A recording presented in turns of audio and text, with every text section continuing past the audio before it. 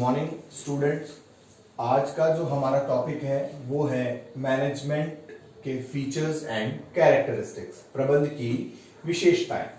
और विशेषताओं में जो पहला पॉइंट हमारे पास है वो है प्रबंध एक मानवीय कार्य है। Management is a human activity. अब मानवीय कार्य, सबसे पहली चीज तो ये है कि मैनेजमेंट करने के लिए जो सबसे इंपॉर्टेंट चीज है वो है थिंकिंग, सोचने की क्षमता। अब सोचने की क्षमता सिर्फ बाय नेचर इंसानों के पास ही है, जानवरों के पास तो है नहीं।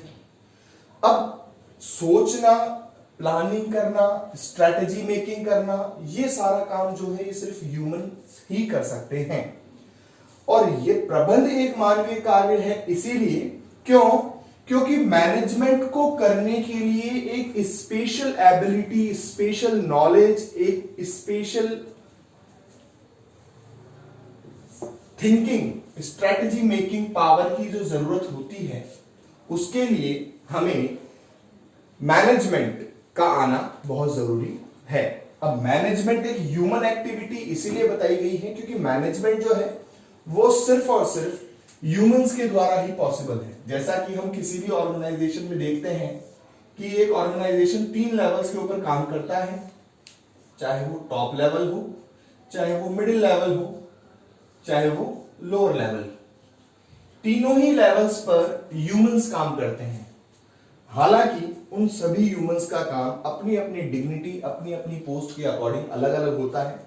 जैसे कि टॉप लेवल के ऊपर जो ह्यूमंस काम कर रहे हैं उनके पास strategy making, planning, rights and duties को अलॉट करना, ये उनका टास्क होता है। मिडिल लेवल के ऊपर जो मैनेजर्स काम कर रहे हैं उनका काम है टॉप लेवल के द्वारा जो आदेश दिए गए हैं, जो ऑर्डर्स दिए गए हैं, जो स्ट्रेटेजीज बनाई गई हैं, उनको फॉलो करवाना। लोअर लेवल मैनेजमेंट का काम है कि टॉप लेवल और मिडिल लेवल ने जो उनको टास्क दिया है, जो वर्क दिया है, जो टारगेट दिया है, उस टारगेट को कंप्लीट करना। ये तीनों ही लेवल के पर्संस अपने अपने क्षेत्र में, अपने अपने सेक्टर्स में स्पेशलाइज्ड होते हैं। इनको अपने अपने क्षेत्र की स्पेशल नॉलेज होती है। एक फैक्ट्री में काम करने वाला वर्कर कभी भी मैनेजमेंट नहीं कर सकता और एक टॉप लेवल के ऊपर बैठकर CEO, board of directors factory में जाकर के प्रोडक्शन नहीं कर सकते। उसका रीजन सबसे बड़ा ये है कि ये सभी लोग अपने अपने क्षेत्र में स्पेशलाइज्ड हैं। इसीलिए मैनेजमेंट को एक ह्यूमन एक्टिविटी कहा गया है। सेकंड टास्क, जो सेकंड कैरेक्टरिस्टिक्स हमारे पास है वो है प्रबंध एक चुनौतीपूर्ण कार्य है। अब चुनौतीपूर्ण इसीलिए, चैलेंजिंग टास्क इसीलिए है क्योंकि जैसा कि मैंने आपको बताया था हमारे पास रिसोर्सेज होते हैं 6 M's। अब ये जो 6 M's हैं, ये सारे के सारे रिसोर्सेज एक तरह से बिखरे हुए रहते हैं, एक जगह पर तो कलेक्ट होते नहीं है। इन रिसोर्सेज को एक जगह पर कलेक्ट करना और कलेक्ट करने के बाद उनका बेस्ट यूटिलाइजेशन करवाना अपने आप में एक बहुत ही बड़ा चैलेंजिंग टास्क है। जैसा कि मैंने आपको बताया था, हमारे 6 M's बताए थे money, man, machine, material, method और मार्केट। ये जो हमारे 6 M's हैं, इन 6 M's को एक जगह पर कलेक्ट करना और कलेक्ट करने के बाद इन रिसोर्सेस को कलेक्ट करने के बाद उन्हें एक बेस्ट प्रोसेस में, एक पर्टिकुलर सर्टेन प्रोसेस में उन्हें लगाना और फिर एक पर्टिकुलर प्रोडक्ट और सर्विस को डेवलप करना, ये एक बहुत बड़ा चैलेंजिंग टास्क होता है एक मैनेजर के लिए। और यहीं पर उसकी स्किल्स का एक एग्जामिनेशन भी होता है कि एक मैनेजर जितने अच्छे तरह से इन सभी रिसोर्सेज को कोऑर्डिनेटेड करते हुए उन्हें एक जगह कलेक्ट करता है और कलेक्ट करने के बाद उनका बेस्ट यूटिलाइजेशन, ऑप्टिमम यूटिलाइजेशन, अधिकतम सदुपयोग को संभव बनाता है, उसके लिए ये अपने आप में बहुत बड़ा चुनौतीपूर्ण कार्य है। और जितने अच्छे से वो इस चुनौतीपूर्ण कार्य को पूरा कर पाता है उतना ही वो एक well educated, well skilled, well experienced manager कहलाता है। तीसरी जो आपकी विशेषता है वो है प्रबंध एक सृजनात्मक कार्य है। अब सृजनात्मक कार्य का मतलब management is a creative activity. Creative का मतलब होता है कुछ नया करना, कुछ नया सोचना। जैसे कि एक सिंपल सी बात मैं आपको एक एग्जांपल के थ्रू समझाता हूं। हम नॉर्मली हमारे घरों में कपड़े धोने के लिए सोप का प्रयोग करते हैं, साबुन का प्रयोग करते हैं। अलग अलग ब्रांड्स, अलग अलग कंपनीज के आते हैं। अब यही कंपनी ये सोचती है कि क्यों ना इस साबुन को चेंज करके इसे थोड़ा इजीली बना दिया जाए या इस प्रोडक्ट का स्वरूप चेंज कर दिया जाए, और उन्होंने चेंज करके इसको बनाया डिटर्जेंट। तो एक एग्जिस्टिंग प्रोडक्ट जो उनका चल रहा था, उस प्रोडक्ट के स्वरूप को चेंज करते हुए, काम वही है पर उसका स्वरूप बदल करके और एक नए रूप में उस चीज को मार्केट में पेश कर दिया। ये काम एक क्रिएटिव पर्सन ही कर सकता है, और मैनेजमेंट में क्रिएटिविटी का होना बहुत जरूरी है। आप एक स्ट्रेटेजी से, एक प्लानिंग से लाइफ टाइम या लॉन्ग लास्टिंग लंबे समय तक काम नहीं कर सकते। आपको समय समय पर अपनी क्रिएटिविटीज को डेवलप करना होगा। प्रोडक्शन साइकिल के अंदर आपको कुछ ना कुछ डेली परिवर्तन लाने होंगे। जैसा कि आज मार्केट जो है वो परिवर्तन का है। हर ग्राहक आज के समय में कुछ ना कुछ नया चाहता है, तो आपको उन सभी चीजों का ध्यान रखते हुए अपने मैनेजमेंट में भी कुछ ना कुछ नव प्रवर्तन, नया परिवर्तन करना जरूरी है। और वो पॉसिबल हो पाता है आपकी सृजनात्मकता से। जितनी ज्यादा आपकी क्रिएटिव कैपेसिटी होगी, जितना ज्यादा आप नया सोचते होंगे, उतना ही अच्छा काम आप कर पाएंगे। नेक्स्ट टॉपिक जो आपका है वो है प्रबंध सार्वभौमिक है। सार्वभौमिक का मतलब यूनिवर्सल, और यूनिवर्सल का मतलब है सभी जगह पर एक जैसा, सभी जगह पर।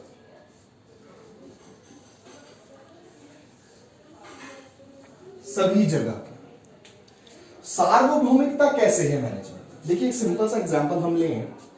मैनेजमेंट सार्वभौमिक है क्यों? क्योंकि चाहे एक हॉस्पिटल हो, चाहे एक पेट्रोल पंप हो, चाहे एक सिनेमा घर हो, चाहे एक स्कूल हो, चाहे कोई पॉलिटिकल पार्टी हो, हर जगह आपको मैनेजमेंट इक्वली ही देखने को मिलेगा। एक कंपनी में भी डायरेक्टर्स, मैनेजर्स, एम्प्लॉयज वर्क करते हैं। एक स्कूल में भी डायरेक्टर्स, स्टाफ, पियोन्स काम करते हैं। हर जगह मैनेजमेंट है। मैनेजमेंट के प्रिंसिपल्स हर ऑर्गेनाइजेशन पर इक्वली एप्लीकेबल होते हैं, चाहे वो ऑर्गेनाइजेशन बड़ा हो, चाहे वो ऑर्गेनाइजेशन छोटा हो। इसीलिए मैनेजमेंट को यूनिवर्सल कहा गया है, सार्वभौमिक कहा गया है। क्यों? क्योंकि मैनेजमेंट सभी जगह पर एक जैसा व्याप्त है, सभी जगह पर इसकी एग्जिस्टेंस एक जैसी ही है। चाहे वो सोशल ऑर्गेनाइजेशन हो, चाहे वो पॉलिटिकल हो, चाहे वो नॉन प्रॉफिट ऑर्गेनाइजेशंस हो, ये सभी जगह पर एक जैसा है। इसलिए मैनेजमेंट को सार्वभौमिक कहा गया है। लास्ट जो आपकी विशेषता है वो है प्रबंध एक गतिशील कार्य है। गतिशील यानी डायनामिक प्रोसेस, डायनामिक टास्क। इसका मतलब ये है कि मैनेजमेंट ऐसा नहीं है कि आज ऑर्गेनाइजेशन खुला है तो सिर्फ आज काम करेगा। जब तक ऑर्गेनाइजेशन का एग्जिस्टेंस है तब तक मैनेजमेंट आपके ऑर्गेनाइजेशन में डेली रूटीन एक्टिविटीज में वर्क करेगा।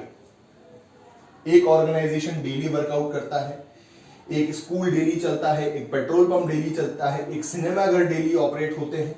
जब ये सारे ऑर्गेनाइजेशन डेली बेसिस पर ऑपरेट होते हैं तो मैनेजमेंट भी क्या होगा? डेली ऑपरेट होगा। इसीलिए प्रबंध को एक गतिशील कार्य कहा गया है। इन्हें आप लिखें, फिर इसके बाद हम नेक्स्ट 5 डेफिनेशंस आपके सामने प्रेजेंट करेंगे। इनके एग्जांपल्स को मैं रफ कर देता हूं ताकि आपको लिखने में प्रॉब्लम ना आए।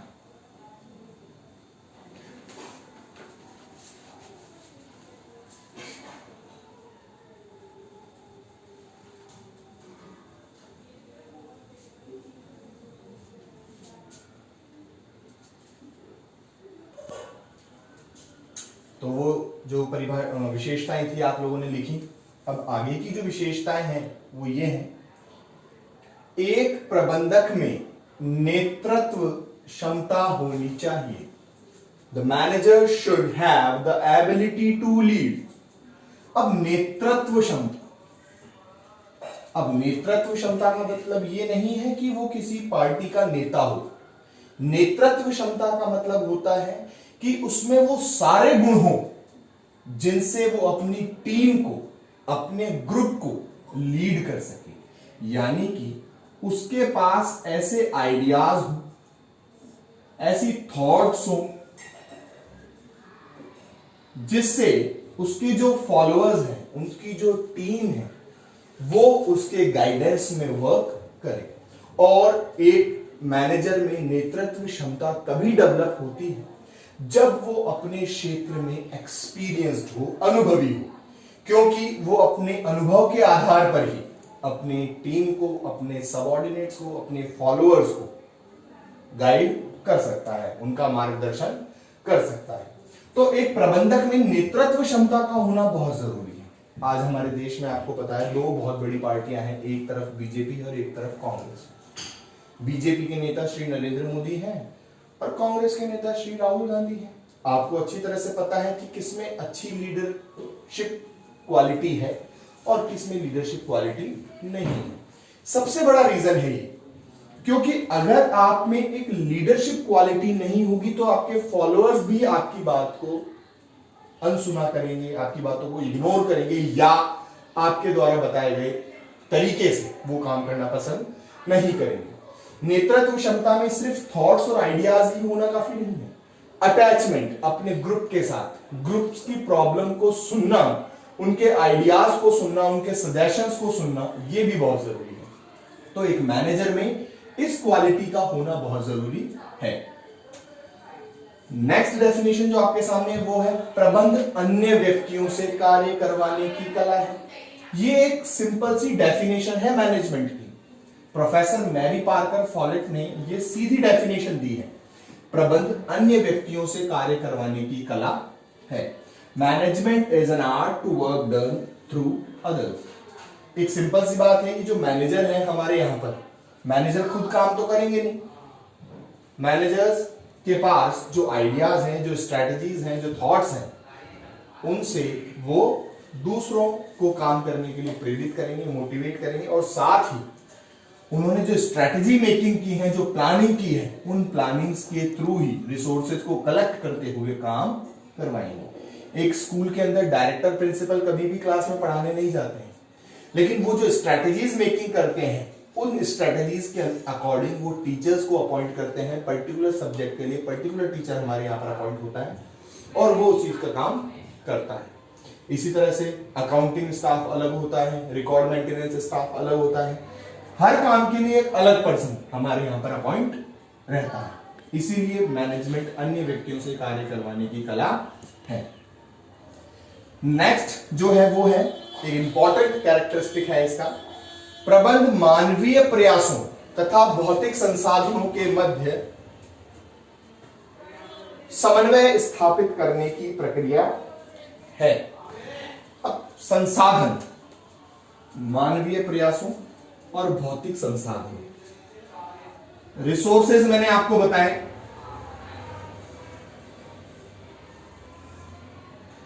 दो तरीकों में बांट दो रिसोर्सेज को। एक तरफ तो है ह्यूमन यानी कि मानवीय, और एक तरफ है नॉन ह्यूमन या फिजिकल, इंसान को छोड़कर बाकी सारे।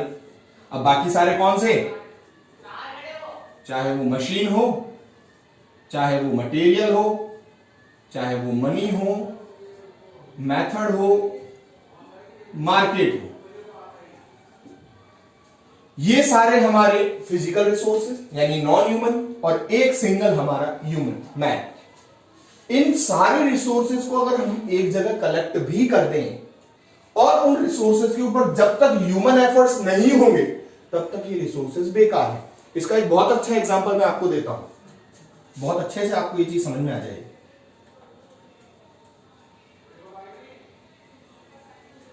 देखिए तो साहब एग्जांपल ये है कि मेरा बर्थडे है और बर्थडे पे मुझे बच्चों को, मेरे फ्रेंड्स को पार्टी देनी है।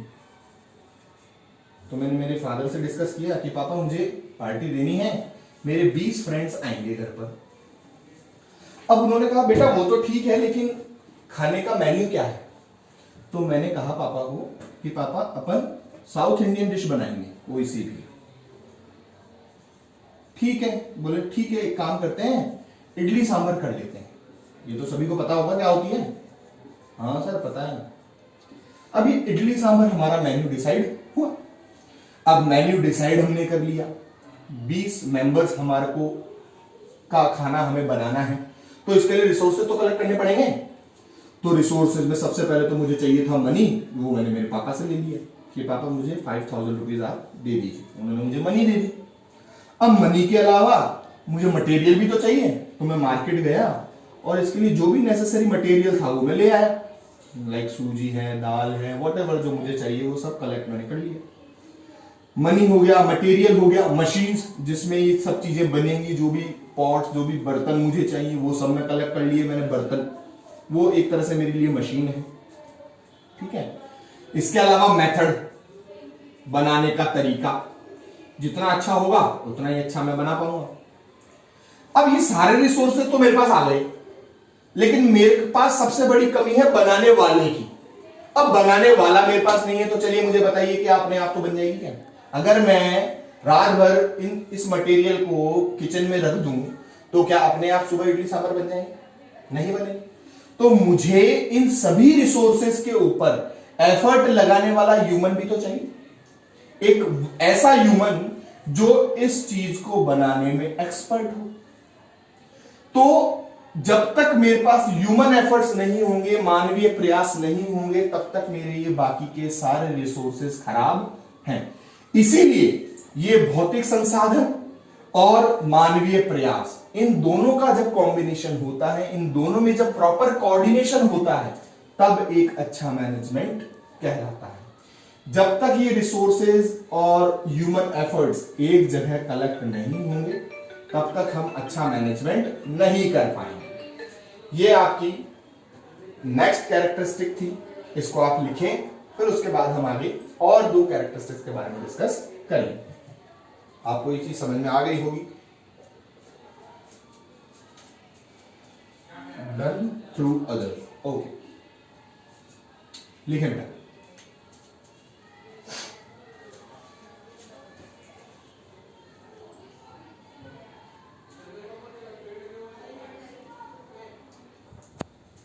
आप लोगों ने वो जो विशेषताएं थी वो लिखी, और अब ये आखिरी 2 विशेषताएं और हैं मैनेजमेंट की। प्रबंध एक अदृश्य शक्ति है या अमूर्त शक्ति है। Management is N intangible force.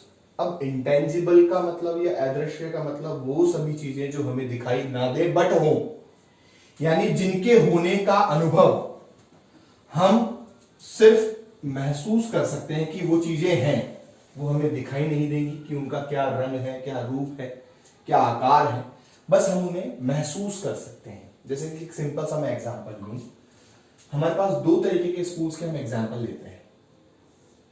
एक तरफ ले लेते हैं हम गवर्नमेंट स्कूल्स और एक तरफ ले लेते हैं हम प्राइवेट स्कूल्स। अब सिंपल सा एक सोसाइटी का माइंड सेट है कि गवर्नमेंट स्कूल है, इसका मतलब वहां पर पढ़ाई अच्छी नहीं है, वहां के बच्चे जो हैं वो वेल डेवलप्ड नहीं है, वेल डिसिप्लिन्ड नहीं है, उनको यूनिफॉर्म पहनने का तरीका नहीं, वहां के टीचर्स टाइम पर नहीं पढ़ाते। वो हम सब चीजें फील करते हैं क्योंकि सोसाइटी में वो चीज क्या है, व्याप्त है।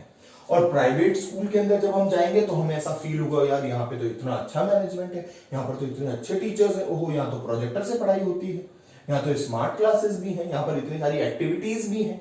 तो ये सब चीजें जो हम फील कर रहे हैं, ये सिर्फ इसीलिए कर रहे हैं, क्यों? क्योंकि दोनों ही प्लेसेस के ऊपर मैनेजमेंट जो है वो अलग अलग है। गवर्नमेंट स्कूल के अंदर मैनेजमेंट जो है वो थोड़ा लिबरल है, यहाँ का जो मैनेजमेंट है वो थोड़ा सा स्ट्रिक्ट है अपने काम को लेकर। यहाँ के टारगेट्स अलग हैं, यहाँ के टारगेट्स अलग हैं। एक सिंपल सी बात होती है, जब हम एक डॉक्टर के पास जाते हैं तो डॉक्टर से हम बोलते हैं कि सर मेरे को बहुत ज्यादा पेट में दर्द हो रहा है, प्लीज मुझे उसकी कोई टैबलेट दो। अब डॉक्टर कभी ये नहीं बोलता दिखाना कैसा दर्द है, काले कलर का है या पीले कलर का है, क्योंकि दर्द तो दिखेगा नहीं, दर्द को तो सिर्फ हम फील ही कर पाएंगे ना। और जो हमें उस दर्द की दवाई देगा, उस दवाई से वो जो राहत हमें मिल रही है वो भी हम सिर्फ फील ही कर रहे हैं, दिख तो वो भी नहीं रही। इसी तरह से मैनेजमेंट भी क्या है, हमें दिखता नहीं है लेकिन हम उसके होने का अनुभव कर सकते हैं वहां के एटमॉस्फेयर से, वातावरण से।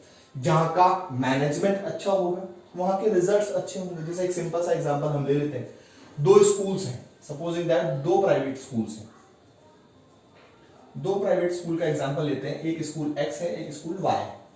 इस स्कूल में 12th क्लास में 100 स्टूडेंट्स हैं और इसमें 12th क्लास में भी 100 स्टूडेंट्स हैं। दोनों में ही स्टूडेंट्स की जो नंबर है वो इक्वल है। अब जब बोर्ड एग्जामिनेशंस हुए तो एक्स का जो रिजल्ट था वो 100 स्टूडेंट्स में से 95 स्टूडेंट्स जो थे उनके 90% प्लस मार्क्स थे, और वाई जो स्कूल है उसमें से 100 में से 75 स्टूडेंट्स के 90 प्लस मार्क्स थे। अब यहीं से हमें अंतर पता चल रहा है कि कौन सा स्कूल बेस्ट है, एक्स। रीजन है क्योंकि एक्स स्कूल में 100 में से 95 बच्चों के 95 स्टूडेंट्स के मार्क्स जो है वो 90 प्लस है, और वाई स्कूल में 100 में से सिर्फ 75 बच्चों के मार्क्स जो है वो 90 प्लस है। यानी कि पढ़ाई जो है वो बेस्ट कौन सी है, एक्स स्कूल की। और पढ़ाई बेस्ट तभी अच्छी है, वहां की पढ़ाई तभी अच्छी है क्योंकि वहां का मैनेजमेंट स्ट्रांग है, वहां की जो पॉलिसीज है, वहां की जो मेथड्स है पढ़ाने के, टीचिंग मेथड्स जो हैं वो बहुत अच्छे हैं, इसीलिए वहां का रिजल्ट भी अच्छा है। तो परिणामों के आधार पर ही हम क्या कर सकते हैं, प्रबंध के होने और ना होने का अनुभव कर सकते हैं। जहां के परिणाम अच्छे होंगे, जिस ऑर्गेनाइजेशन के परिणाम अच्छे होंगे वहां का मैनेजमेंट हम कह सकते हैं अच्छा है, और जिस ऑर्गेनाइजेशन के रिजल्ट्स खराब होंगे या सही नहीं होंगे वहां का मैनेजमेंट लूज है, खराब है। आखिरी परिभाषा आज की, विशेषता, प्रबंध के कार्य बाह्य व आंतरिक वातावरण से प्रभावित होते हैं। अब साहब ये फिर वातावरण आए, एटमॉस्फेयर, एनवायरमेंट, बाह्य व आंतरिक।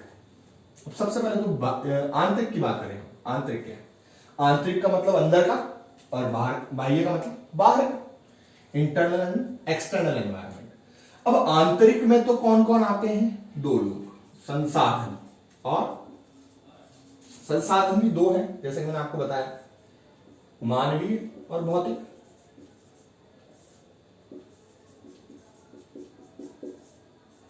यानी ह्यूमन और फिजिकल रिसोर्सेज। और बाह्य में आते हैं हमारी 5 तरीके के एनवायरमेंट। बाहरी में 5 है, कौन कौन से, आर्थिक वातावरण, तकनीकी वातावरण, टेक्नोलॉजिकल, राजनीतिक, पॉलिटिकल,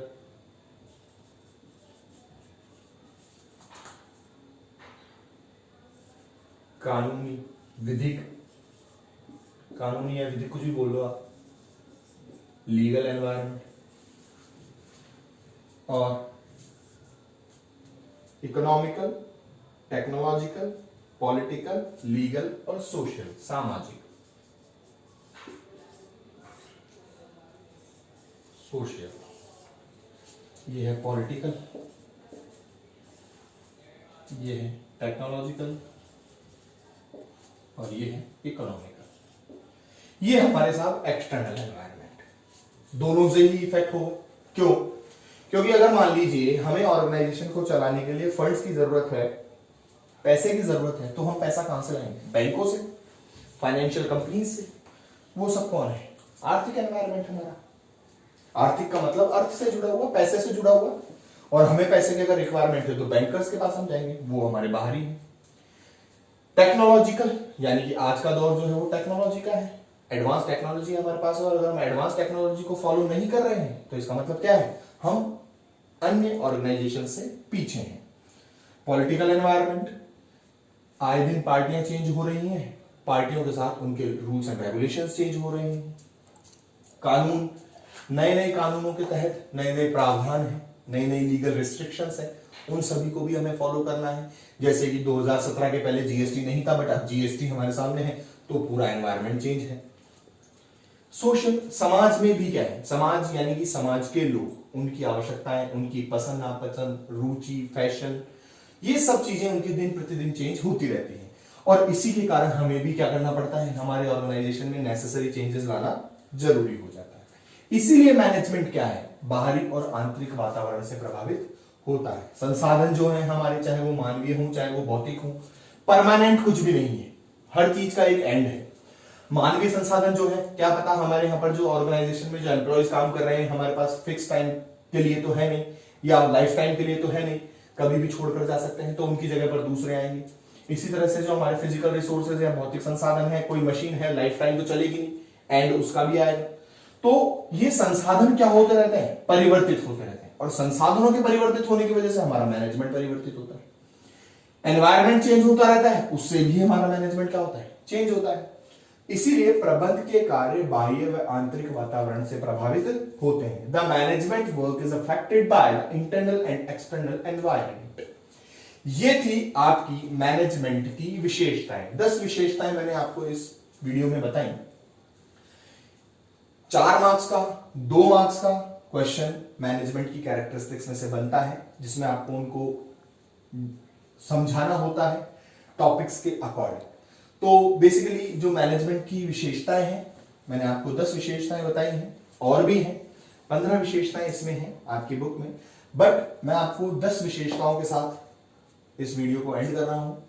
नेक्स्ट जो हमारा वीडियो होगा वो मैनेजमेंट की प्रकृति यानी कि नेचर को लेके होगा, जिसमें मैं आपको बताऊंगा कि प्रबंध कला है, मैनेजमेंट इज एन आर्ट, प्रबंध विज्ञान है, मैनेजमेंट इज एन साइंस, प्रबंध एक मल्टी डिसिप्लिनरी डिसिप्लिन है, प्रबंध एक बहुविधा, मैनेजमेंट की यूनिवर्सलिटी, सार्वभौमिकता, वो सब चीजें जो है हम नेक्स्ट वीडियो में डिस्कस करेंगे। आज के लिए इतना ही। Thank you so much. इसे आप लिख सकते हैं।